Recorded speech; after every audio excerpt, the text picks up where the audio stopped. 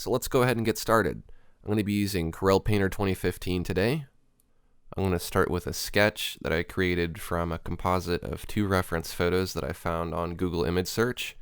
Now it's up to you if you want to just go ahead and trace over your reference image, or if you want to try to draw out guides and measure all the angles and do it the old-fashioned way. The difference is that if you do it the old-fashioned way, it's going to take you like 2 hours, and if you trace it, it'll take you like 2 minutes. So it's up to you to choose how you want to do it, but I think it's better to save time and just go ahead and trace it, because honestly it's going to take a lot more effort to make this look like a wolf. I'm just going to dim my sketch a little bit, and then I'm going to create some new blank layers for all of the overlapping objects on my wolf and give them anatomical names. Then I'm going to fill in each of those layers with just a bright color so that I can see it and see the difference between all the layers. And then I'll go ahead and fill all those layers with gray values. Next, I'll build up the three-dimensional form by adding lighter and darker values. I'm mainly using the airbrush here, and I'm keeping inside of all these shapes by using the preserve transparency feature. I'm going to work on the background a little bit and just add in a basic background with some trees and snow. Then I'm going to blur the background a little bit by choosing Effects, Focus, Soften. Then I'm going to blend a little bit with the diffuse blur, and then add some more lighter and darker layers. Next, I'll start painting some fine hairs using a custom particle brush called Grass Blades. This uses your main and additional color. I'm going to go ahead and add a new layer for dark fur texture. I'm going to make a selection of the body layer and then hide that selection, and on that dark fur layer I'm going to change it to a multiply composite method, and then I'm going to paint with a chalk brush. The chalk brush will deposit some paper texture, and then I can go ahead and blend this texture to simulate a fur texture. So if you blend with the coarse oily blender or the diffuse blur, you can kind of pull those little spots into some hair shapes. You want to make sure you follow the contour of the wolf face. Then you can dim the opacity of that layer and you get a nice subtle texture.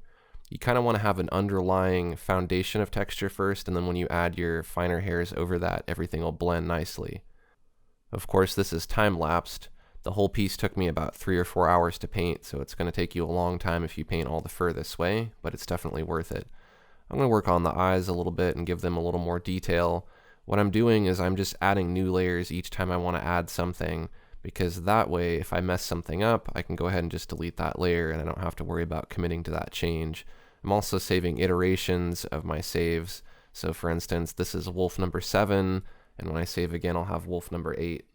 I'm going to add some whiskers on a new layer, and then add a little more shading on a multiply layer with the airbrush. I'm going to add some of that fur texture to the body the same way I did using the chalk and the paper texture, and then blending it all over the whole body, just blending again, following the contours of the wolf. And this adds a nice foundation of fur texture. And then over the top of that, I'm going to go ahead and add all those individual fine hairs. And again, this is going to take you a long time. You probably want to paint a little bit, take a break, paint a little more, and take a break. Otherwise, your hand is really going to hurt. Now, I know there are particle brushes that can paint clumps of hair much faster, but for this particular piece, I wanted there to be kind of a more realistic approach, so I wanted to draw each hair individually. I'm going to add a little bit of snow down by the ends of the paws and the tail, because this particular wolf is kind of dashing through the snow, and you're kind of catching it in motion. I'm going to use the pepper spray brush to spray in a little bit of snow particles here and there around the feet, and then I'll increase the feature size each time as I paint. Increasing the feature size makes the snow particles larger. Next, I'll go ahead and blur those a little bit with the diffuse blur brush, and that'll give them some motion. So try to blend in the direction that the snow would be moving if it were spraying up. I'm going to add a little more fur on a light fur layer.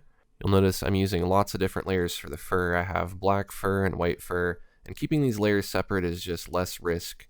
If I don't like something that I did, I can always just delete that layer and I don't have to repaint the whole piece.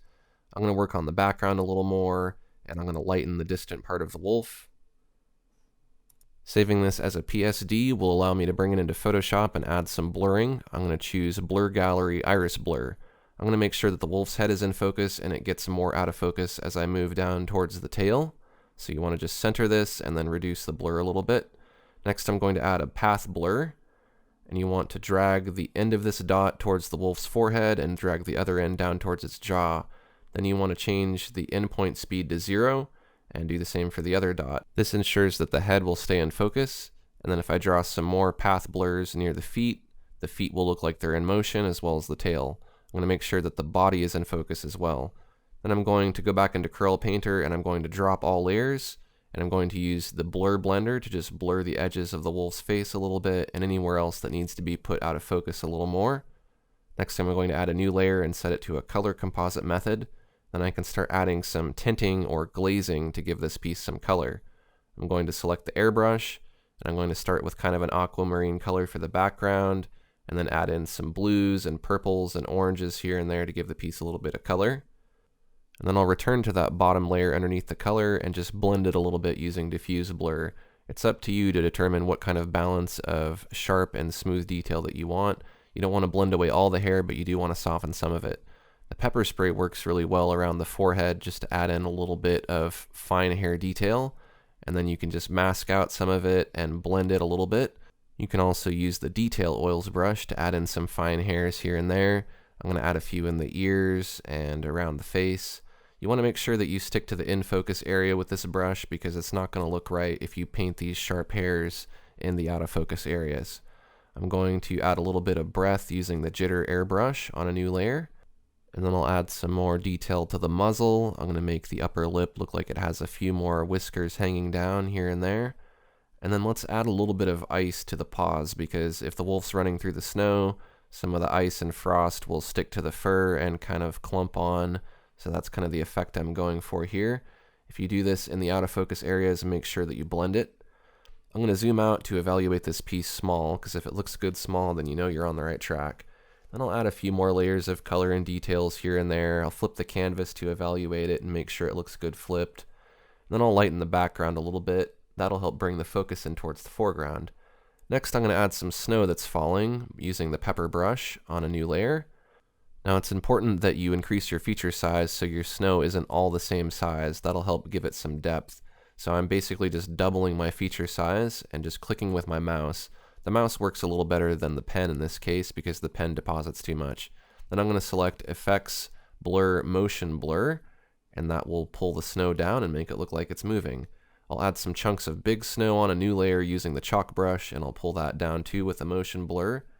Then I'm going to add some snow that's piling up on top of the wolf. I'm going to add a few overlay layers with some color tinting and mask and blend those a little bit. And then I'll add a few more effects in Photoshop here and there just to balance out all the levels and colors. I'm going to add some overlay layers with 50% gray and then add texture to them. And that will allow me to add several paper textures on new layers.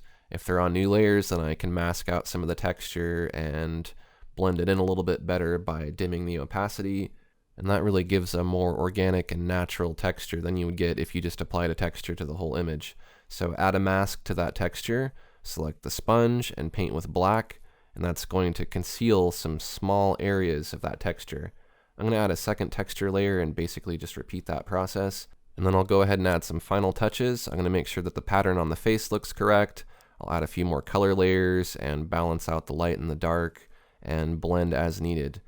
Alright, so I think we have a finished piece.